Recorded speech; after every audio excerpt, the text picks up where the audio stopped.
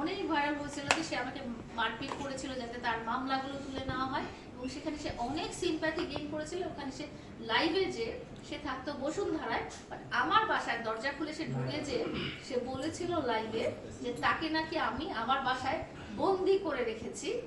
হ্যাঁ, এই ধরনের, এবং সে নাকি তাকে নাকি আমি মাদক গ্রহণ করা শিখিয়েছি, সে নাকি আমার কাছ থেকে মাদক গ্রহণ করা শিখেছে, এবং সে সমস্ত রকম অপরাধমূলক যেসব কার্যক্রম করতো সেগুলো সব কিছু নাকি আমি শিখিয়েছি। হ্যাঁ, এবং তারপর আমি ফ্ল্যাশব্যাক টু 2023-এ চলে যাই। সে যখন গ্রামের বাড়িতে চলে গিয়েছিল আমার বাসা ছেড়ে, তখন সে বলেছিল যে সে আমাকে অনেক ভালোবাসে, আমি তাকে বস্তি থেকে তুলে নিয়ে এসেছি, আমি তার জন্য 30 থেকে 40 লাখ টাকা খরচ করেছি, এবং সে আমার জন্য বিয়ে না করে চিরকুমার থাকতে চায়। আপনারা যদি এই ভিডিওগুলো দেখেন, সেল টিভি, টুডেসি নিউজ, পারফেক্ট নিউজ, এসব চ্যানেলগুলোতে যদি আপনারা দেখেন, ডিজিটাল খবর এসব চ্যানেলগুলোতে আপনারা 2023 সালের ভিডিওগুলো দেখেন, তখন দেখবেন তখনকার তার বক্তব্য এবং আজকে গতকালকে যে আপনাদের কাছে বক্তব্যগুলো দিল সেগুলো একেবারেই টোটালি আলাদা।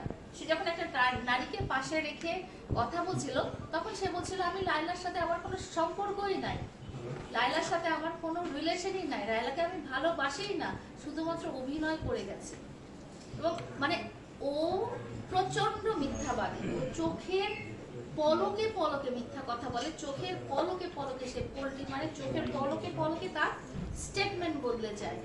যখন আমার সাথে ছিল তখন সে বলেছে সে আমার কারণে মাদক গ্রহণ করে, সে যখন গতকালকে সেই নারীর সাথে ছিল তখন সে বলেছে এই নারীর কারণে সে মাদক গ্রহণ করে। তার প্রতিটা কথা বানানো, তার প্রতিটা কথা মিথ্যা, তার প্রতিটা স্টেটমেন্ট বানানো, এবং সে তার মন গড়া কথা বলে যাচ্ছে এবং সবার ক্ষেত্রে একই প্রসিডিওর ফলো করছে, একই প্রসিডিওর ফলো করছে। আমার এখানে থাকার অবস্থায় সে লাইভ করে বলেছিল আমি তাকে মারতাম নাকি, আমি তাকে নাকি বন্দি করে রাখতাম, অথচ সে গতকালকে বলেছে যে তাকে নাকি ওই নারী মারত। আমার সাথে থাকা অবস্থায় এখানে আপনারা যখন আমাকে সে মারপিট করে রাস্তার মধ্যে ফেলে ওরকম রেখেছিল, আমি যখন মামলা করলাম তখন সে সাথে সাথে আমার বাসায় কিন্তু চলে এসেছিল, এবং তখন কিন্তু অনেক নিউজ চ্যানেলরা ছিলেন, আপনারা ছিলেন, আপনারা ফুল দিয়ে বলেছিলেন যে লাইলার কাছে সরি বলো, তখন সে ফুল দিয়ে সরি বলেছে এবং বলেছে এরকম আর কখনো হবে না, তোমাকে ছেড়ে আমি আর জীবনে যাবো না। ইভেন আমি আজকে একটা ভিডিও আমার চোখের সামনে আসলো, সেটা হচ্ছে সৈকত নাসিরের একটা সিনেমা রিলিজ হয়েছিল, সেই সিনেমার প্রিমিয়ারে আপনাদের সামনে সে বলেছিল লাইলা তোমাকে অনেক ধন্যবাদ আমার জীবনে ইম্পর্টেন্ট সঙ্গী হিসেবে থাকার জন্য, আমি তোমাকে, হ্যাঁ আমি তোমাকে আর কখনো ছেড়ে যাব না, এই ধরনের একটা বক্তব্য দিয়েছিল।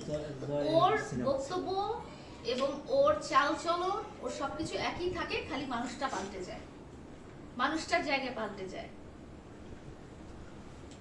আপু যেহেতু আপনি